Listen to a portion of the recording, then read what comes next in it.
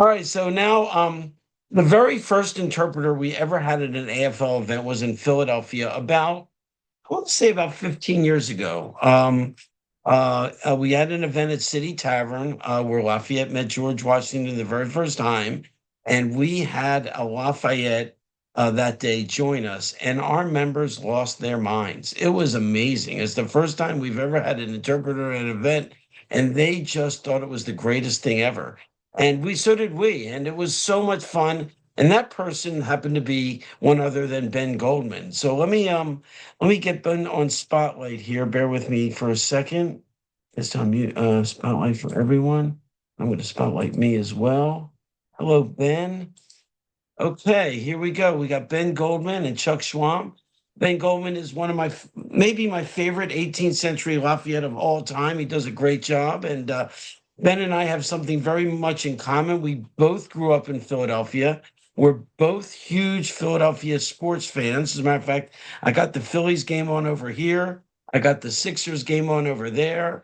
And I'm watching Alan Hoffman, hopefully, and he's got a game on too. So Ben and I, we've been to baseball games together. We've become good friends, and anybody from Philadelphia is good with me. So Ben, welcome to the program. Tell us a little bit about growing up in Philadelphia and how you got started as an interpreter. Thank you so much, Chuck.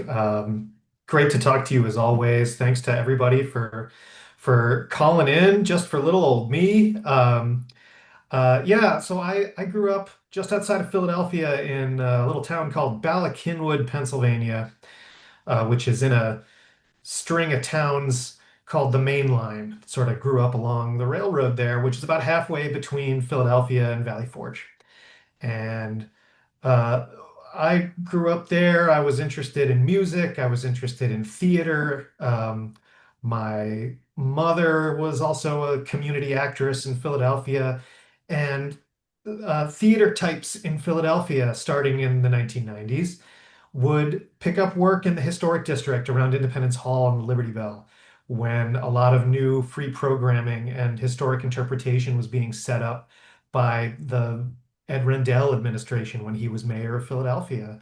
And my mom was part of that. And so I got to, as a kid, uh, got exposed to this side of the theatrical profession and got to meet a whole bunch of people who got to dress up in costumes and talk to guests and sing and put on shows, and it always seemed like a lot of fun to me.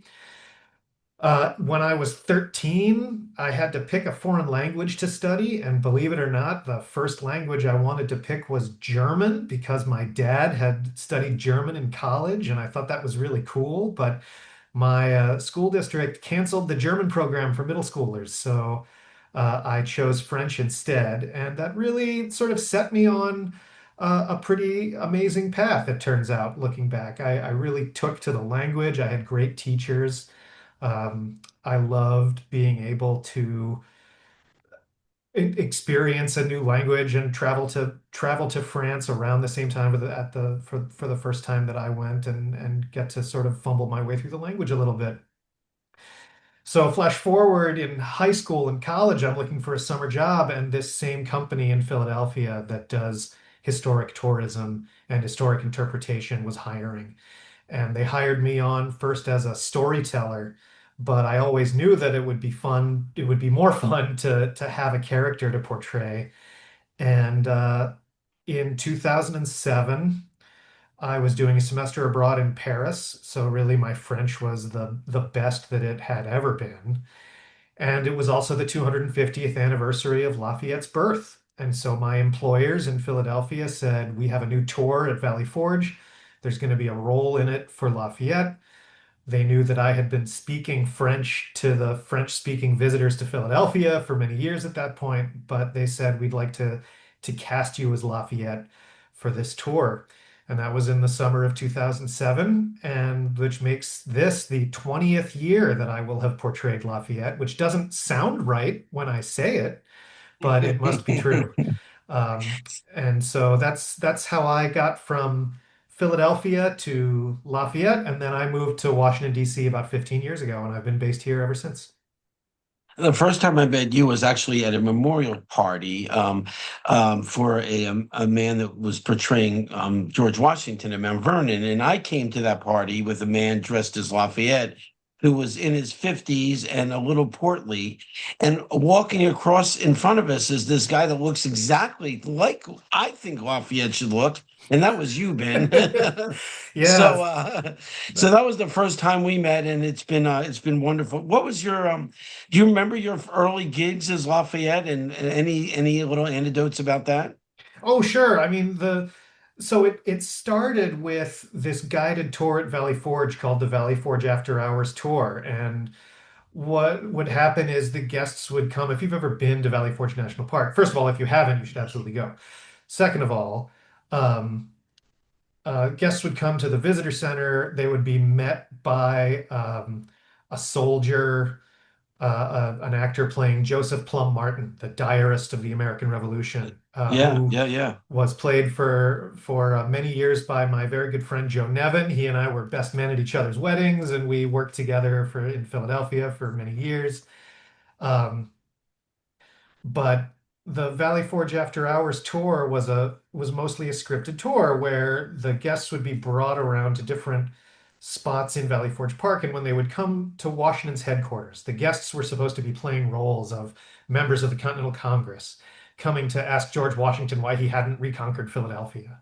And they came to Washington's headquarters, and when they knock on the door expecting to see Washington, Lafayette answers first, and then Washington comes and joins us later, and I would give a small conversation with them. And at the beginning, it was mostly scripted, but the script to the tour was written by this man, Bill Summerfield, and Bill Summerfield was the man whose memorial service we met at. He played George Washington at Mount Vernon for many years, and when he retired from that, he started he was sort of the founding force in Philadelphia of the historic programming in Old City and also in training actors to play historic characters as part of a company called the American Historical Theater.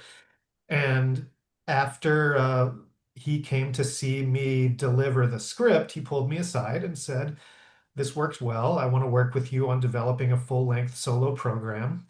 And my early gigs, I think I went to. Right. One of my very first gigs was actually in Brandywine, which I liked as a nice little parallel to the man himself, is that I was sort of put into action at Brandywine for the first time, just like he was.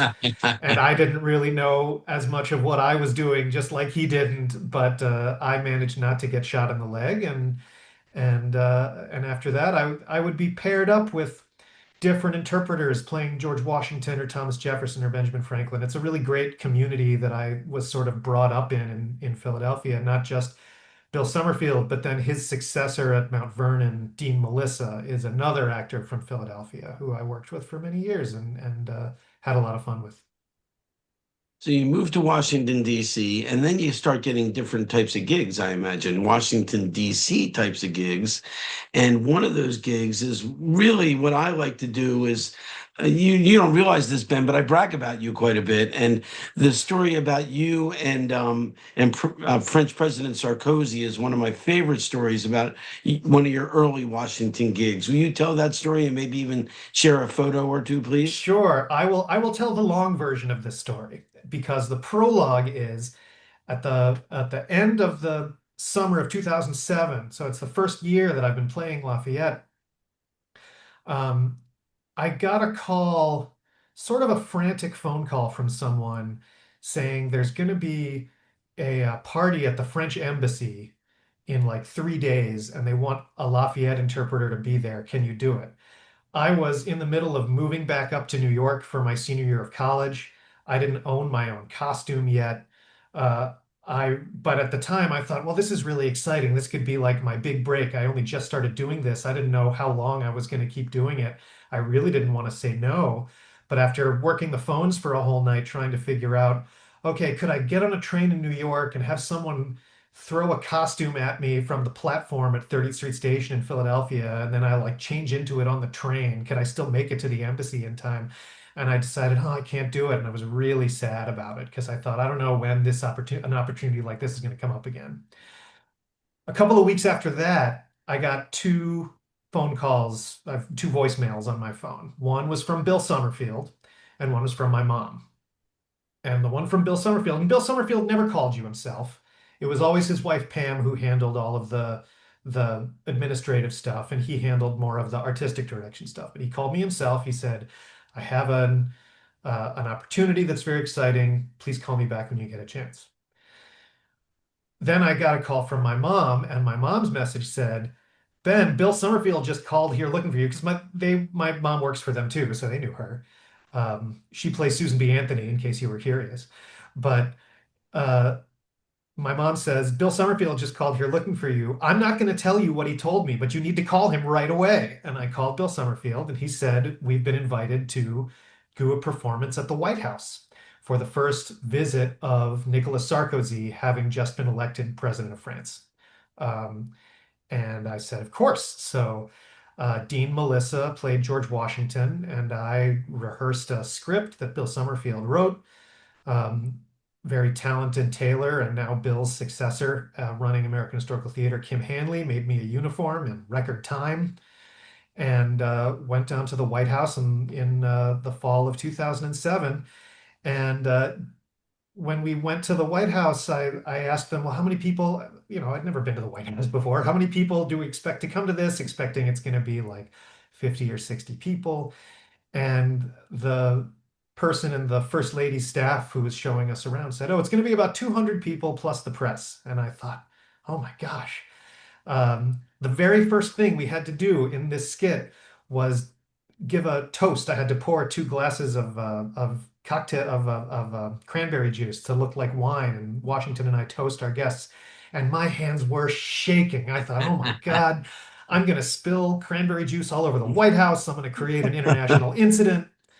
And once we were able to clink the glasses with no loss of life or damage to property, the rest of the night went great. So, and then after it was over, we all went out to the main entrance hall from in the White House to get our picture taken. So there's me, uh, 21-year-old me on the far left, next to Nicolas Sarkozy, First Lady Laura Bush, and Dean Melissa as George Washington. And as we're taking these pictures, Nicolas Sarkozy, he came over to me and shook my hand, and he said, "Fantastique accent." And he said, "Vous êtes français, c'est ça? You're French, is that right?" And I said, "Non, Monsieur le Président, je suis américain." "No, Mr. President, I'm American." And he slapped President Bush on the back and said, "He's American." And so I wear that as my blue ribbon, that I fooled the president of France into thinking I was French one time in 2007. And the epilogue to this story is the following day, the two presidents, Bush and Sarkozy, went to Mount Vernon and had a joint press conference there. And one of the things that Nicolas Sarkozy said in his remarks in the press conference was, "We especially enjoyed the skit with Washington and Lafayette that you had at the White House last night." So That's fan. I love that story. I love that Sarkozy thought you were French. That's awesome. Yeah, that's a great story. That's something that's and early on too. Think about that. You've been building on that now for a long time. So that's yeah, fantastic. yeah, Yeah. that was a great. Tell us It was about very some of fortunate. the like I know you've been in some interesting places. You've thrown out the first pitch at a ball game, right? As Yes, Lafayette, did you not? yes. Last year, as part of the bicentennial farewell tour, I did a lot of programming for Lancaster, Pennsylvania, which is also not far from where we grew up. I mean, I used to go to Lancaster as a kid, and it was very fun to be able to go back, and they put on quite a show. But one of the things that they did was to promote their events, they had Lafayette throw out the first pitch at a Lancaster Barnstormers independent minor league baseball game. And as a huge baseball fan, I really didn't want to embarrass myself, and I kind of did, because I didn't want to bounce it in front of home plate, but I overcorrected and I ended up airmailing it over the catcher all the way to the backstop. But Well, it's better that than bouncing. George better that Bush, than by the way, did bouncing, bounce. He bounced the ball right? up there. Yeah. But You that have actually an image of you at a Major League Baseball game, do you not? Yeah, so when I was living and working in Philadelphia, there was a there was a there was a lot of, Philadelphia tourism and marketing, the sports teams, the history, the museums, they all like to support each other. And on Flag Day, June 14th of 2009, the Betsy Ross House was putting on some programming. And so they invited Betsy Ross and her colonial pals, as we were introduced. Um, they wanted to have some on-field entertainment. So I got to, this is the biggest crowd that I've ever entertained as Lafayette was For uh, those of you who don't know, that green thing in the middle is the greatest mascot for the greatest baseball team in the history of the world. So that is the Philly yes, Fanatic. And then as you're looking at the screen to the right, I believe that's you, Ben, right? that is me. Let me see. I can even zoom this in right up here. There we And you're go. dancing with Lafayette's dancing with the Fanatic. I love Dancing with that. the Fanatic. That's pitcher Jay Happ throwing some warm-up pitches behind Sure, us. J Hap, sure. Yeah. Oops, you can't really tell, but we're standing on the third base line right in front of the third base visitors dugout during an interleague series against the Boston Red Sox and staring emotionless, wondering what we were doing is Big Papi himself, David Ortiz, sitting in the dugout, Uh, watching us do this in front of him. Ben, do you know who won that game? Do you remember who won that game? The Phillies won that game. Of course they did. Of The course Phillies they won did. that game. And as we were waiting to make our entrance, the Phillies actually rallied to take the lead. You can see the scoreboard behind us, in fact. But the Phillies had just scored 4 runs to take the lead. And I got to appreciate at ground level how fast Chase Utley could run the bases. He Yeah. was All right. Well, now, motoring. we, all right, let's get back to Okay, we can get history. back to history now. Yeah, we All can right. talk about So this. then one of the things I do love about you is you do when you perform, it's a teaching moment, and you're very good with the kids, and you're very good with Q&A and doing things off the top of your head. I mean, tell us a little bit about that. I mean, being that spontaneous, be able to answer these kinds of questions. Do you like that part of your job? Um, I really do like that kind of my job. I love the unscripted part of it. It was definitely the steeper learning curve, but I really enjoy that part. I really enjoy being asked questions that I've never been asked before. I especially enjoy enthusiasm coming from younger people at these events. And for the first few years, there weren't very many young people at events that I was doing, or if they were there, they were, pretty bored or wondered why their parents were dragging them there. And I noticed that really started to change around 2009 when Hamilton the musical sort of really reached a younger audience and got younger people interested in this era of history. For years, I had been telling stories about John Lawrence and Charles Lee and getting blank looks, and now people were excited to hear about it and excited to ask about it. Um, during the bicentennial farewell tour, I got to do a great event at the Washington Navy Yard here on Capitol Hill. I live in the Capitol Hill neighborhood of Washington. The Navy Yard is a historic installation that Lafayette visited and is also where his tour ended. He set sail from the Navy Yard in 1825, and it was special for me to be able to join with some Navy personnel and the great committee leadership here to do an event there. And as they did in 1824, they welcomed school children into this event. And so they had some third and fourth graders from Van Ness Elementary School just down M Street Southeast uh, to uh, to come to the Navy Yard and ask questions. And they had so much time to ask questions, and I loved getting their questions because they didn't ask questions about military tactics or how Lafayette got along with different generals or admirals. They asked about Lafayette's family life. They asked about what it was like growing up without his parents. They asked about the Adrienne's family after he got married, or what it was like to be a father so young. And so there, it's been really horizon broadening for me. to be able to get these questions, but also as a performer, that's the improv muscle that I get to flex. And outside of my interest in history, it really scratches that itch of being able to put on a good and memorable performance. Now, like me, Lafayette is not your paying job or your only paying job. It's not my paying job. But anyway, be that as it may, tell us a little bit about what you do for a living, Ben, because I find that very interesting as well. I'm touched that you find it interesting. I have a day job that has nothing to do with Lafayette.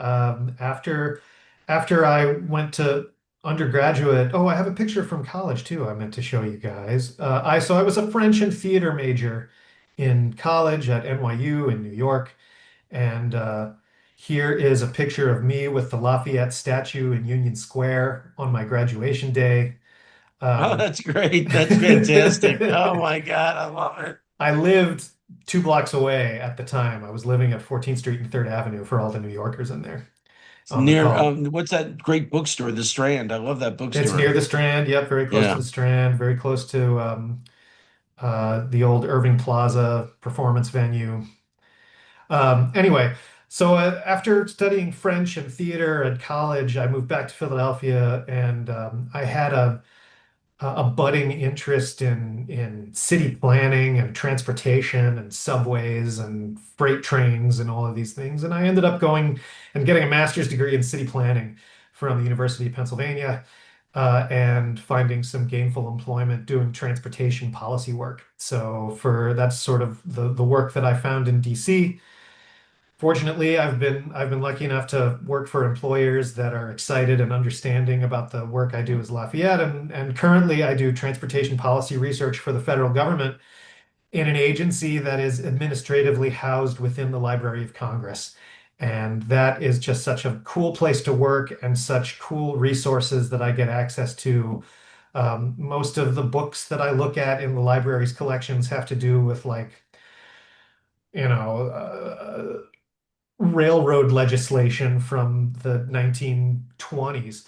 But uh, I because I get access to those collections, I get to check books out and just sort of keep them on a bookshelf in my office. So for the longest time, until they made me return them, I had all 5 volumes of uh, Lafayette and Brandon. of Iserda. I had both Yeah. volumes of Levasseur in French, and the the Levasseur volumes, the catalog stamp in the Library of Congress's circulating copy of Levasseur's journal is from the 1860s, which means That's it's been in the collection a long time, and I got to just sort of flip through it and read it at my leisure.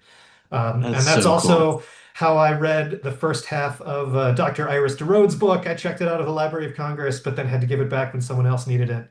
So I'm waiting for it to free up again so I can finish it. And we're waiting for that to be translated into English. So there's that. You can read I it. We know, can. I know that you put out the call for translators. I'm happy to help too. All right. Thank you so much, Ben. So let's get back to Lafayette. So of the three Lafayette interpreters that we used, four, I guess, Charles Wissinger in Richmond as well. You are the youngest of the four, yet we asked you to play a 67-year-old man for a year. Tell us about that and what challenges you had with becoming going from a man in his early 20s to a man that was 67. Well, when you consider that I turned 40 this year, that makes me as unlikely a 19-year-old as it does make me a 67-year-old. Yes, Um, Yeah, I mean, so the challenge was it's a different characterization, obviously. I have been so used to trying to play him with a lot of youthful exuberance, but to read the accounts of the time, even 67-year-old Lafayette, especially when he was here in America, had some youthful exuberance returned to him. yes, yes. Um, I needed a new costume. I had only ever portrayed 18th century Lafayette, and so I got to work on a costume for 19th century Lafayette, and that has a lot of emotional resonance to me too, because since moving to Washington, D.C., my mother-in-law had taken over the job of my costumer. She is a very talented, self-taught seamstress and really and a great lover of history as well, and a member of the DAR. and she worked with me to make my 1790s Garde Nationale uniform. And she was very excited to work with me on my 1824-25 civilian outfit. And unfortunately, she died of cancer before she was able to finish it. Oh, that's But crushing. I took everything that she had done to that point, her unfinished work in progress, and brought it back to my tailor in Philadelphia and said, it's very important that we finish this work so that I can wear it out on the trail. And that's the one that I wore in all of the states that I visited on the Bicentennial Trail.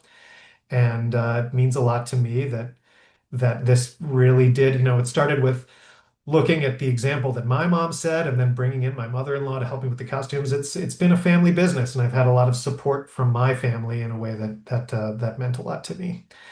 That's a Um, great story. You wore that uniform very well, and I'm sure she would have been very proud to see you in it. It was you did really well as our Thanks, and Trey. and your transformation was great. And I did sense a slight difference in the way you portrayed Lafayette as an older man, and I thought that was well done. And what were some of the you had thoughts, other thoughts you had of during the bicentennial, because it was certainly different than anything you had done up until then. It was certainly different, but I remember thinking to myself when I was playing Lafayette, living in Philadelphia, and reading more about him and learning more about him. Um, First, I remember when I was living in France in 2007, I remembered reading about this project in Rochefort where they were rebuilding the frigate Hermione and wanted to sail it to America. And I thought to myself, gosh, I hope they do it, and I hope I'm still doing this when that happens because I'd love to see it. And of course, I got the chance to. I was Right. there. And then after that happened, I said, well, we're coming up. We're coming up on the bicentennial of the farewell tour. I hope I'm still doing this when that happens. And um, I had no idea where I would be in life and was really touched to be able to do it. The first time when I debuted the 19th century Lafayette persona was at a private event at the Museum of the American Revolution up in Philadelphia, at a performance in front of the actual Washington campaign tent, the one that was Wow. saved by Washington's family and set up for Lafayette when he returned to America at Fort McHenry, but then it sort of followed him around a few other places. And so they wanted to create a program where Lafayette to sort of recreate the older Lafayette seeing this old tent that he spent so much time in for the first time. And for that event, I was able to work with some professional makeup artists to try to make me look a little bit closer to 67. And Right. that was a luxury I did not have out on the trail. But I got to taste for a few days at a time the breakneck pace of that tour. Yeah. And nobody understands the breakneck pace more than you do, Chuck, because you made more stops than anybody else. The Lafayette interpreters got to take it for a few days at a time and hand it off to each other, which is not a luxury that the real Lafayette ever had. But doing, something like 20 performances over 3 days around Boston and New Hampshire with Alan Hoffman, or uh, or around Lancaster over 2 days, just how jam-packed the schedule was. Oh yes, and in Maryland. Yes, oh my gosh, if you could only know I how sweat through my suit. white-knuckled we were outside of Lancaster, Chuck needing us to get on the road so we could make it to Port Deposit in time. I was so upset. I could that I mean I just couldn't get us out of Lancaster. We had to be somewhere, and I And promised the little town of Port Deposit we'd be on time. And and then oh, as we're about to go, that was very stressful. here comes this parade of four different bagpipe bands to play me Ah, off. I was I so mean, upset. the stories were amazing, and being able to Yeah. visit so many small communities that have such local institutional memory of Lafayette's visit and still revere that visit. It's really important for me as an actor historian that these memories are preserved because it's more than one person could ever memorize. It's more than one person can ever keep track of. But this history lives on in so many of these communities, and just how welcoming they all were and how open and enthusiastic they were with sharing what they had and in coming together to recreate this. I thought it was great. It it it was something that I felt constantly lucky that I was able to be a part of. Well, we were lucky you were there, Ben. I remember being in Wheeling, West Virginia with you. I mean, who knew that Lafayette went to, it wasn't West Virginia at the time, it It was was still Virginia at the Virginia, time, right?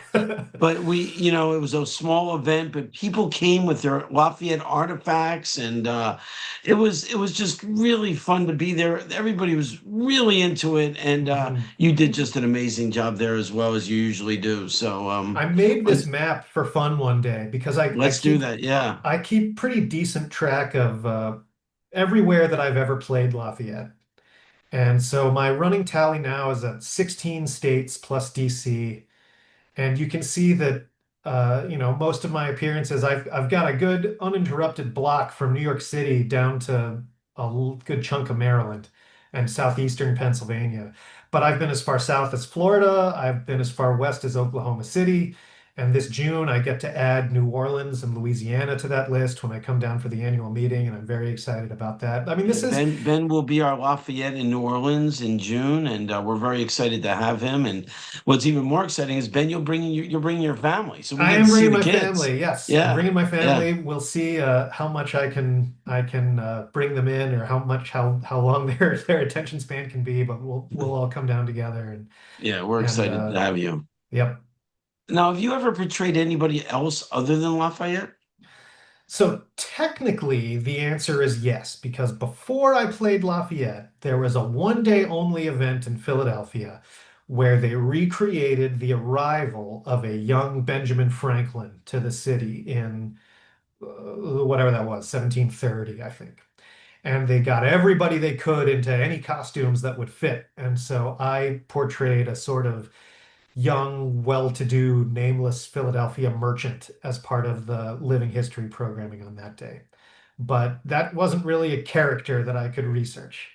But it was my introduction to the work. Lafayette is But really the once you became only Lafayette, you were always Lafayette. once I became Lafayette, I've only ever been Lafayette. I've never really tried to branch out into other characters. Oh, actually, no, there's something else. If anybody has ever been to Mount Vernon, there is an exhibit there called B. Washington. Yeah, Roy knows the answer to this one.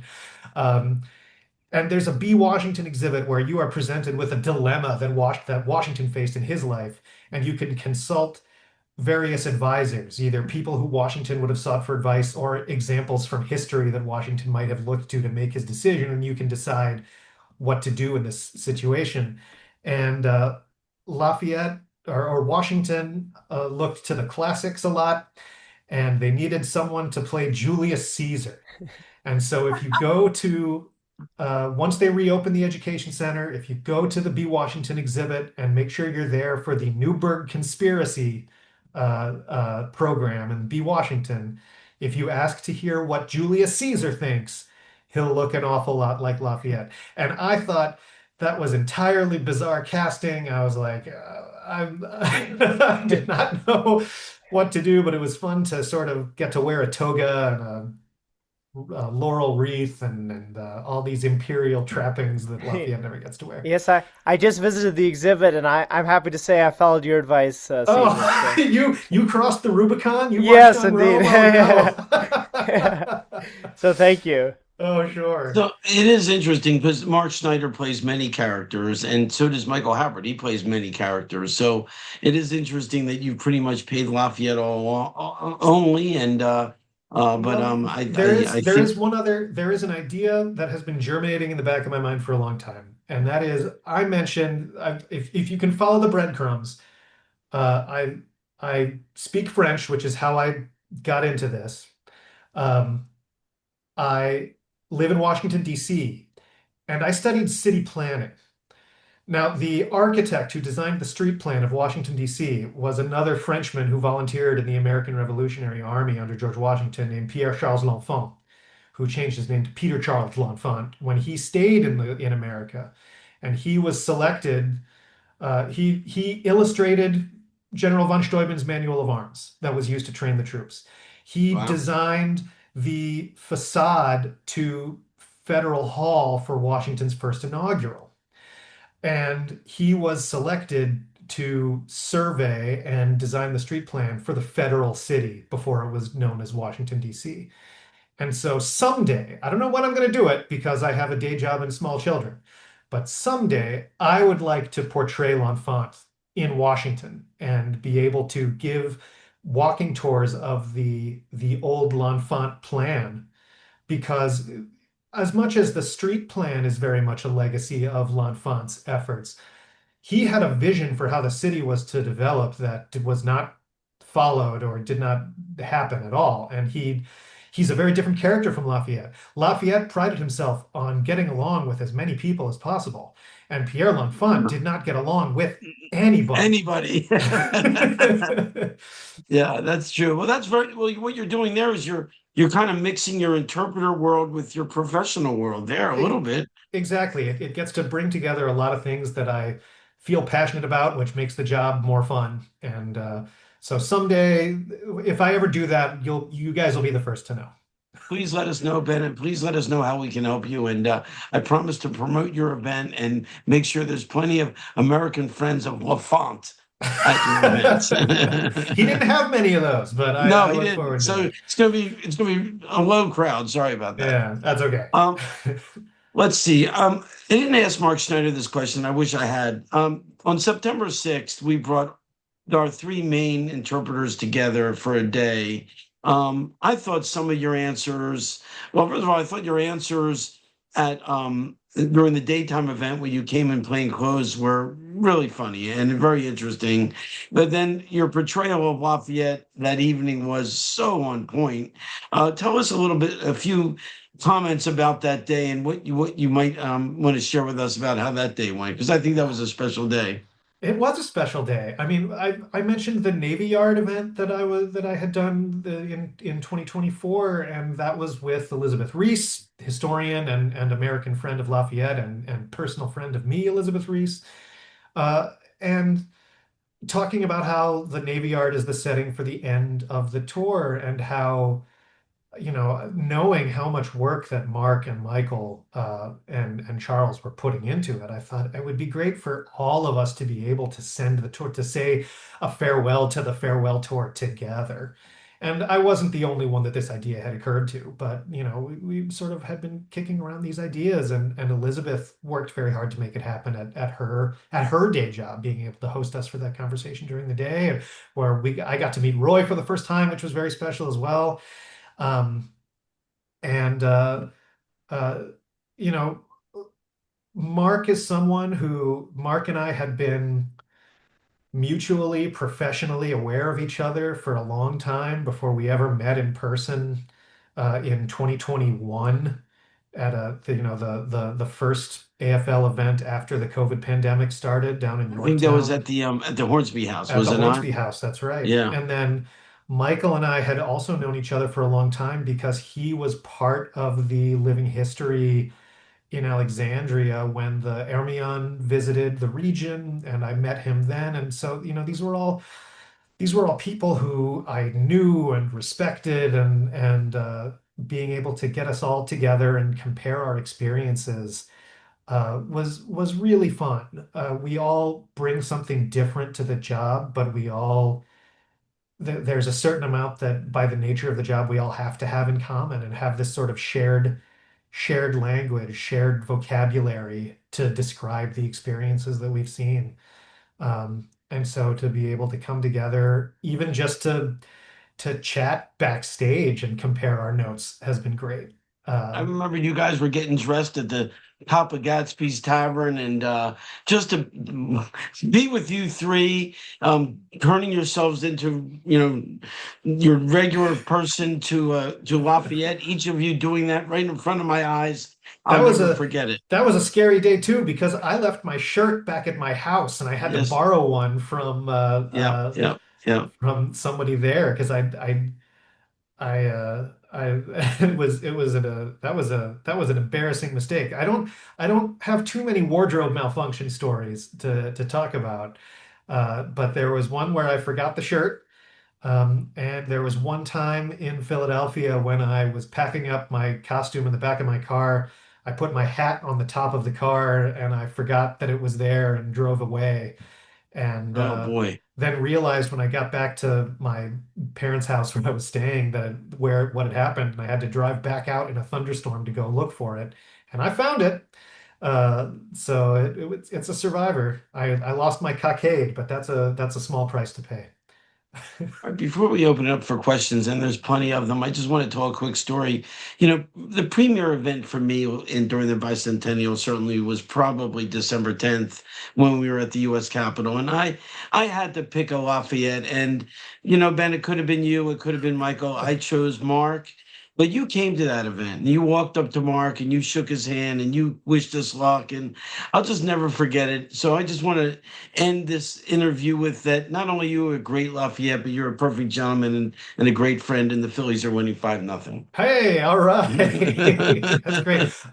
I was so, I mean, I was so excited about that event, no matter who was going to play it. Obviously, it's the Capitol building. I get to my work for the Library of Congress requires me to go visit the Capitol building quite a bit. I have my employee pass, my employee ID, my Hill staffer ID that I get to use anytime I have to take a meeting on the Senate side of the Capitol.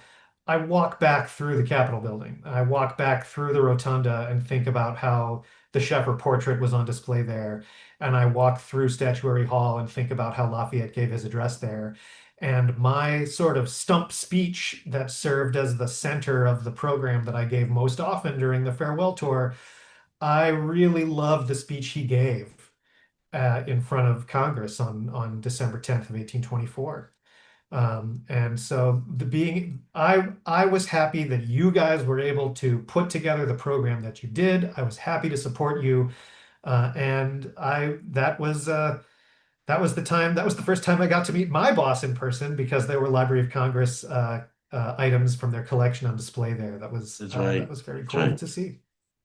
Well, thank you, Ben. I thought one of these questions that we don't have a lot. We're going to open it up for questions in a second, but Rebecca Kay says, as we are entering the 200th anniversary years of railroad history in America, is Ben aware of any celebrations? I am aware that we are approaching the 200th year of railroading in America. Lafayette just missed being able to be present for laying the cornerstone of the Baltimore and Ohio Railroad. Charles Carroll of Carrollton, signer of the Declaration of Independence, lived long enough to see it. It's kind of crazy to think of how long that was. Lafayette did get to ride on the Erie Canal, but just missed the beginning of railroading in America. I know there are going to be events. I know that the Association of American Railroads and CSX Transportation, who is the current owner of that old B&O line, they're going to have their events. But I'm not involved in any of them yet. I might Okay, try to very go. good. All right, all right. So I'm gonna So many of you know how to do this now. I'm going to unspotlight Ben and I. I'm going to want you to, if you can, raise your hand. If not, you can maybe unmute yourself and start asking a question. But I got Ben in the upper left-hand corner there. I don't know if everybody can see him, but let's start with questions for Ben Goldman. Anybody? And I see there's a comment there about the Lafayette Bakery on Lafayette Street near NYU. I don't remember a Lafayette Bakery per se. But there was a residence hall on Lafayette Street. The Lafayette Hall was opened in 2013. That was a little bit after my time. And but I had friends who lived at Lafayette Hall. I never did. That would have been a little bit too perfect. Um, And but if Lafayette is your favorite, and I'm assuming Lafayette's your favorite historical character, who's your second favorite historical character? whew, that's such a good one. Oh my gosh. I have a soft spot for Stephen Gerrard. When I was in Philadelphia, one of my assignments when I was writing some of the interpretive programming for other storytellers to tell was I wrote a story of Stephen Gerrard. He's another Frenchman who wound up in America. He was a very gifted businessman. He was one of the sort of first self-made millionaires basically in America, and it was sort of by accident. Um, he was in Philadelphia Harbor when revolution broke out, so he couldn't go back to France. So he said, "Well, I'm going to stay here and try to make a go of it." Got fabulously wealthy. Um, oh, and now I have to change my answer because the uh, the story, the great story about him is during the War of 1812, his credit, he was such a gifted businessman. His credit was better than the American government's credit, and the American government was running out of money to fight the war. And so the Secretary of the Treasury, Albert Gallatin, who is probably tied for my second favorite historical figure, because Albert Gallatin co-founded NYU, where I was a French major. Um, Albert Gallatin had to go hat in hand to Stephen Girard to ask for a loan to bail out the federal government, the same federal government that was suing Stephen Girard for violating the trade embargo with Britain by accident. It's just a fascinating story. But Stephen Girard stayed in Philadelphia during the yellow fever epidemic of 1793 and poured his health and his fortune into taking care of the sick and the orphaned in Philadelphia. And his legacy is great. And I think his is a story that deserves to be told. And we went to Girard College as a group, the American Friends of Lafayette, and they have quite a few Lafayette artifacts there. And obviously, they met each other during the farewell tour of Mr. Girard and Mhm. General Lafayette. Here's a very important question from Aubrey Mitchell, and I have a feeling Roy Wolf would like to know how you're going to answer this question as well. And do you have any tips for anyone interested in becoming a historical interpreter? Uh, I probably do. I mean, it depends on what you want to do. First of all, um, if you if you specifically want to play a French person, it's never too soon to start learning French. That is I came into the role of Lafayette having studied French already for many years, and it helped me immeasurably because you get to then read what he wrote or what has been written about him in the native language. And I think that I guess that's tip number one is explore the primary sources. So many of them are freely available on the internet. On founders.gov, you can read a lot of the letters that Washington and Lafayette wrote to each other. Um, and uh, and that gives you a really good sense of like the language is very flowery. I don't ever try to imitate Lafayette's writing style because it's kind of inscrutable, but you get a sense of like sort of how he phrased an argument and how much passion came through in his language. So that's number one. Look at the primary sources, and if you're playing someone from another country, to expose yourself to that language. Number two is find some mentors. I was lucky in that you know, Lafayette only had one Washington to learn from, and I've had several, but the actors that I've worked with have been doing this since the American bicentennial. And the experience that they've sort of had, they created the job basically. People like Bill Summerfield, people like uh, uh, Bill Bill Barker in Williamsburg. Um, it helped me that I was growing up in Philadelphia where there was so much programming and so many people that I could meet on a regular basis. If you're trying to do this where there is not an active community at a physical location in your city, it's sort of the luck of the draw on my part. That's not really a tip that I can give, but at least to find a community, there's going to be reenactor communities everywhere. And there are people who reenactors are so great because they take such care and pride in the minutia of everyday life and can really give such good advice about how to make a portrayal of just doing everyday things authentic. And that can come across in a performance. So those are I could go on, and I'm happy to stay in touch with you, Aubrey, if you are going off on this journey. I it will not be the first time. I feel like I need to pay it forward from the interpreters who've helped me over the years. I'm happy to help the next generation. Thank you, Ben. And you've been mentoring Roy, and we appreciate that very much. it's kind of weird. You're mentoring your replacement, but anyway, I appreciate it very, very much. um, uh, and Aubrey says, thank you so much. I'm currently learning French. I also read Washington and Lafayette letters often. I also take monologue acting classes and would love to stay in touch. Again, thank you so much. And Aubrey, I've met Aubrey in person. She's also a gifted artist. So Aubrey, thank you so much for being on the call. Um, I want to go back to an email, the question that Juliet had. Um, I'm not sure. Let's see how we do this one. What character of Lafayette has changed for better or for worse when he was in his 20s or when he was in his 60s?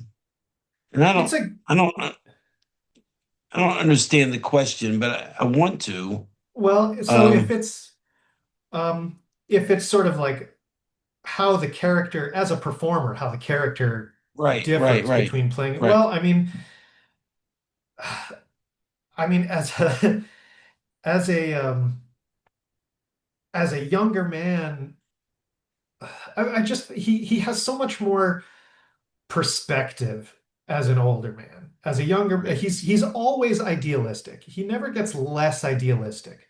But when he's an old man, this is someone who has uh you know, he has lost the love of his life, and he has spent 5 years in prison, and he's coming to a place where, he is confronted with his own mortality everywhere he goes.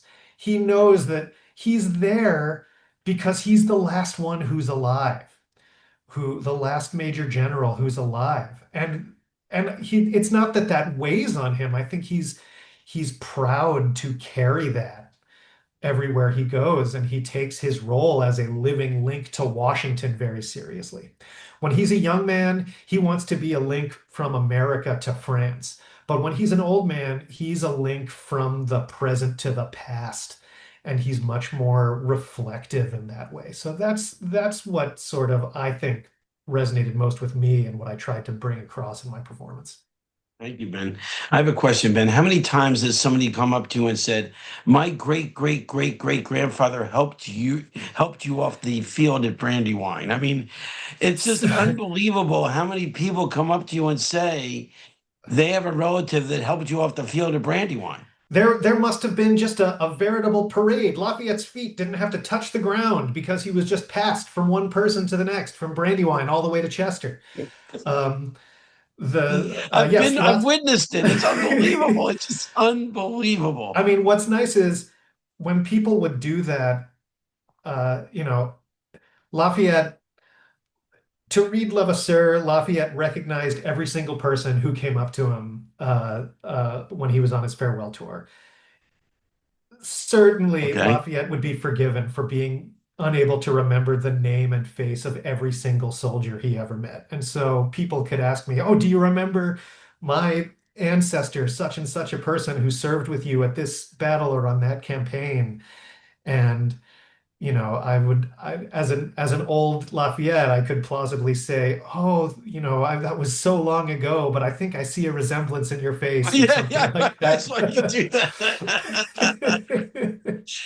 All right, here's a good one. Here's a good one. And this is kind of the same theme, frankly. And frankly, I've seen you handle this as well. Matthew Stanley asks, while portraying Lafayette, have you ever experienced anyone trying to stump the Marquis with a question? All the time, all the time. And usually they don't stump me.